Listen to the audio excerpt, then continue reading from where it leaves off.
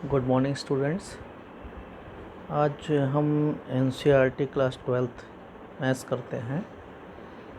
तो इसमें जो फर्स्ट चैप्टर है वो रिलेशंस एंड फंक्शंस है। तो अब देखो, इसमें सबसे पहले जो पहले फर्स्ट एक्सरसाइज है वो रिलेशंस पर ही बेस्ड है। तो हम सबसे पहले कुछ बेसिक कॉन्सेप्ट पढ़ते हैं जिससे हम क्वेश्चंस आसानी से कर सकें। तो इसके लिए सबसे पहले जो हमने पहले कुछ पढ़ा है उसको देखते हैं। जैसे सेट पढ़ रखा है, set means collections of well defined objects. फिर कार्टेशियन प्रोडक्ट पढ़ा है और रिलेशंस भी थोड़ा बहुत पढ़ा है। रिलेशंस तो हम रिलेशन से स्टार्ट करते हैं जो 11th में पहले पढ़ रखा है। तो रिलेशंस क्या है? R relation R is from A to B if and only if R is the subset of A cross B. That means any subset R of A cross B is called relations from set A to set B. That is, R is from set A to set B. Set A means codomain, set A means domain set. जैसे यहाँ देखो उधर x1 x2 x3 xn करके domain set दिखाया गया है। B y1 y2 y3 yn करके दे रखा है। डोमेन ऑफ रिलेशन क्या होता है? The set of all first coordinates of elements of R. Means जो भी एसोसिएटेड एलिमेंट डोमेन सेट से हैं उनको आर के डोमेन कहते हैं।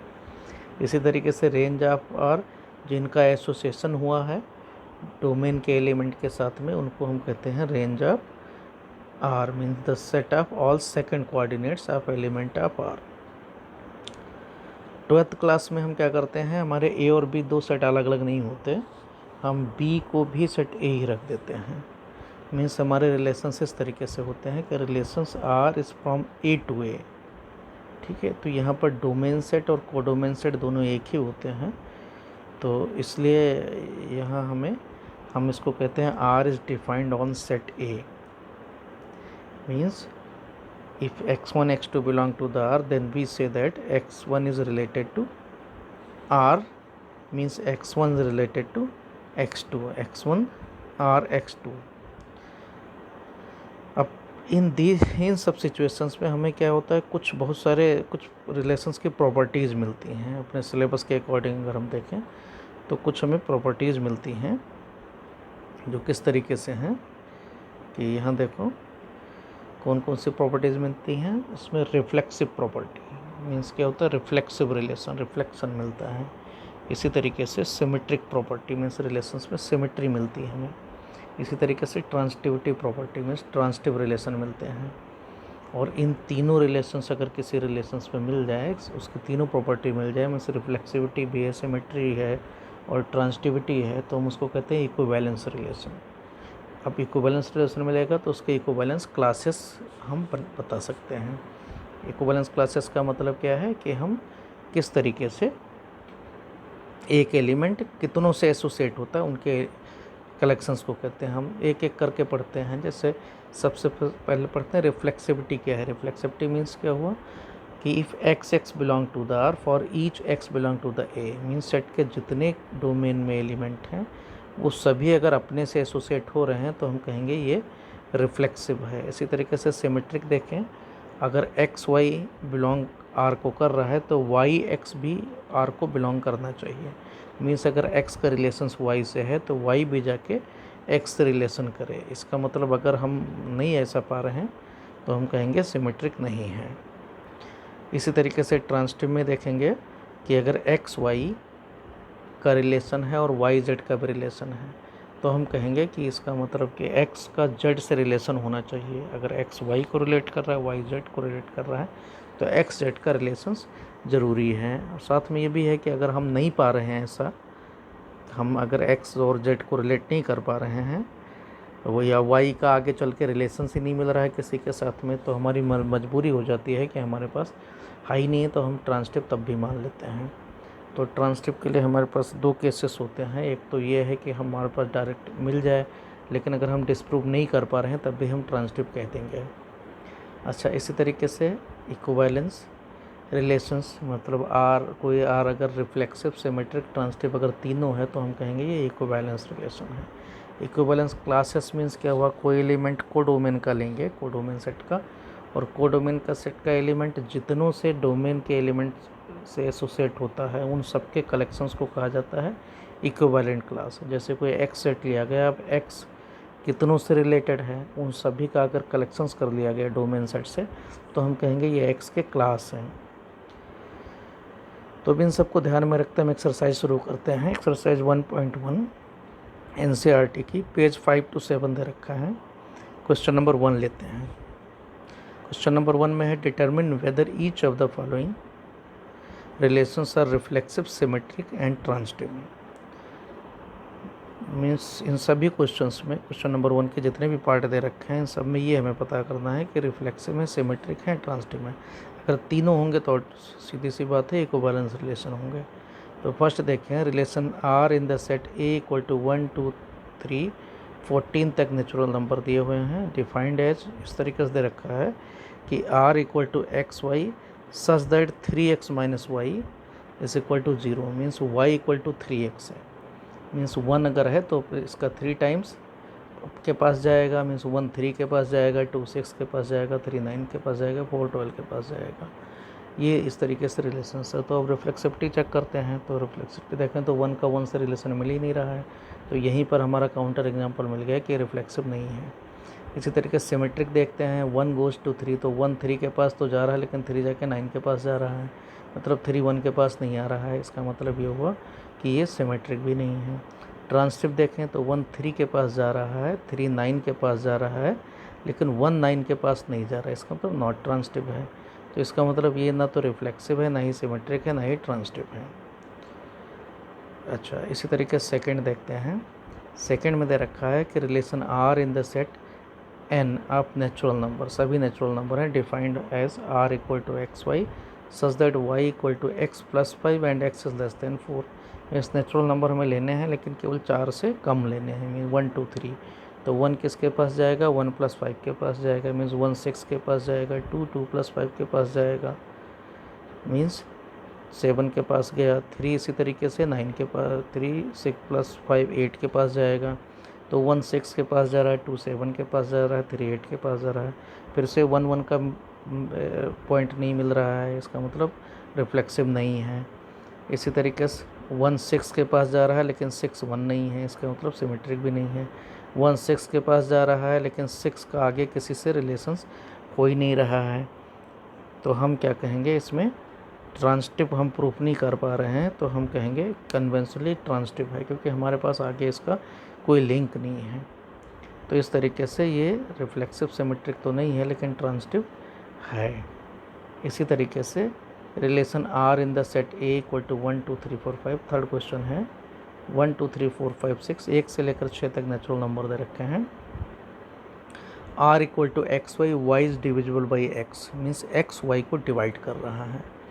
तो अब इसमें देखें, अगर जैसे 1 को ले लें तो 1 1 को डिवाइड करता है, 1 सबको डिवाइड कर रहा है, तो 1 1 1 2 1 3 1 4 1 5 6 सब हो जाएंगे। 2 2 अपने आप को तो सब डिवाइड करते हैं, तो 1 1 2 2 3 3 4 4 ये तो सभी आ जाएंगे। फिर 1 के साथ सभी आ जाएंगे।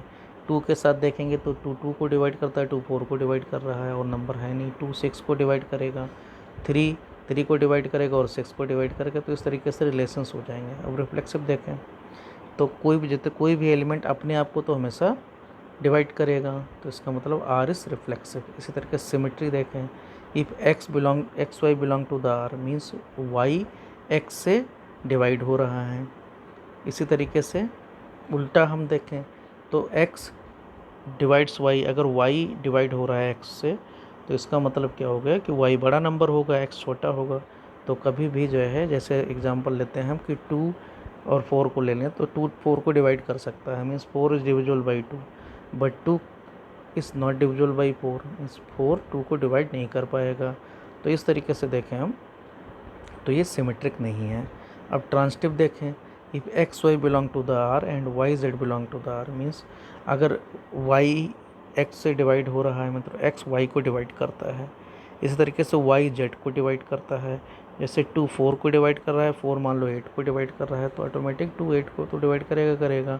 मान लो अगर एग्जांपल ले लिया, मान लो y is divisible by x, इसका मतलब y इक्वल टू k1x है। इस तरीके से z equal to k1y k2y है। तो आप अगर z पता करोगे तो y का वैल्यू रख दो k1x करके, तो इस तरीके से आपको x z को डिवाइड करता हुआ मिल जाएगा, means r is transitive. Fourth लेते हैं relation r in the set z of all integers defined as r equal to x y such that x minus y is an integer. Means हमें ऐसा relation है कि उन दोनों को का डिफरेंस हमेशा इंटीजर होना चाहिए। तो कोई कैसे भी इंटीजर ले लें, हमेशा उसमें एक यूनिवर्सल रिलेशन मिल जाएगा कि उनका डिफरेंस तो हमेशा इंटीजर रहेगा। ये सब इसमें रिफ्लेक्सिव चेक करते हैं। तो y की जगह x रख के देखें तो x belong to the r, क्योंकि x minus x equal to 0 0 हमेशा एक इंटीजर होता है, तो r हमेशा रिफ्लेक्सिव आएगा, जो मर्जी रख दें 1 1 2 2 कुछ भी रख दें। सिमेट्री देखें तो x y belong to the r अगर ले लें, मीन्स x माइनस वाई एक इंटीजर है। उल्टा करेंगे y माइनस एक्स भी एक इंटीजर ही आएगा, क्योंकि 2 अगर इंटीजर है तो -2 भी इंटीजर है, तो सिमेट्रिक भी मिलेगा। इसी तरीके से ट्रांसटिविटी देखें, अगर एक्स वाई और वाई जेड ये दोनों बिलोंग कर रहे हैं इंटीजर्स में, तो सीधी सी बात है कि दोनों को जोड़ लें तो वाई वाई कैंसिल हो जाएगा, एक्स जेड भी रिलेशन में बिलोंग करेगा। तो इसका मतलब ये सब कुछ है रिफ्लेक्सिव, सिमेट्रिक, ट्रांसटिव, हम करें इक्विवेलेंस रिलेशन है। फिफ्थ देखें रिलेशन, हाँ इस बार क्या है, इन the set A of a human being. Set ए लिया गया ह्यूमन बींग्स है, उसमें ह्यूमन बींग मतलब सभी है, उसमें मेल फीमेल सभी आ गए, तो इनको लिया गया है एट ए पर्टिकुलर टाइम, किसी टाइम पर लिया गया है। तो सबसे पहले देखना है फर्स्ट पार्ट दे रखा R x y, x and y work at the same place. जहाँ एक्स काम करता है वहीं वाई काम करता है, तो जगह को लेकर देखना है। तो रिफ्लेक्सिविटी अगर देखेंगे तो देखें हम कि एक्स एक्स बिलोंग कर रहा है, तो जहाँ वो काम कर रहा है तो वहाँ काम कर ही रहा है, उसकी जगह तो बदल नहीं रही है, वो तो हर बार वहीं अपने ले रहेगा। इसका मतलब क्या होगा कि वो तो उसकी जगह तो बदली नहीं, एक्स एक्स तो हमेशा बिलोंग करेगा आर को, तो रिफ्लेक्सिव है कि हमें उसी को खुद को लेना है, दूसरा हमें नहीं लाना। सिमेट्रिक देखें, जहाँ एक्स काम करता है वहाँ वाई काम करता है, या हम कहें जहाँ वाई काम करता है वहाँ एक्स काम करता है, सिमेट्री भी हो जाएगा। इसी तरीके से ट्रांसटिविटी देखें तो x y and y z, मतलब एक्स जहाँ काम करता है वाई वहीं काम करता है, इसी तरीके से वाई जहाँ काम करता है जेड भी वहीं काम करता है, तो हम कह सकते हैं एक्स और जेड साथ साथ काम कर रहे हैं, मीन्स ट्रांसटिव भी है, तो ये इक्विवेलेंस रिलेशन है। बी देखें R equal to x y, x and y live in the same locality. उसी तरीके से है कि जहाँ एक्स अगर देखो अपनी लोकेलिटी में, मीन्स अपने घर में तो रह ही रहा है वो, तो एक्स एक्स रिफ्लेक्सिव है ही है। एक्स जहाँ लोकेलिटी जिस लोकेलिटी में है वाई भी उसी लोकेलिटी में है, तो यह हम उल्टा करते हैं, वाई जहाँ है वहाँ एक्स है तो वाई एक्स भी बिलोंग करेगा, सिमेट्री भी होगा। ट्रांसटिव देखें, एक्स जहाँ है वहाँ वाई है, वाई जहाँ है वहाँ जेड है, इसका मतलब एक्स जेड भी साथ साथ उसी लोकेलिटी में रह रहे हैं, तो इसका मतलब R is an equivalence relation.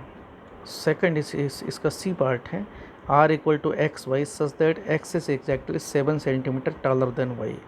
इस बार क्या दे रखा है कि x is 7 centimetre taller than y, means अगर एक्स 1 है तो दूसरा वाला 8 है, ठीक है। इसी तरीके से वो 2 है तो ठीक है, तो 9 है, इसका मतलब 7 सेंटीमीटर का डिफरेंस दोनों में बना हुआ है, तो 1 1 कभी नहीं बिलोंग करेगा आर को। देखें 1 1, तो इसका मतलब 1 1 तो नहीं बिलोंग कर रहा है, तो इसका मतलब ये रिफ्लेक्सिव नहीं हो सकता है, क्योंकि 1 8 इसमें 1 1 बराबर अगर हो जाएंगे तो उनका डिफरेंस 7 नहीं रह पाएगा, तो रिफ्लेक्सिव नहीं है ये।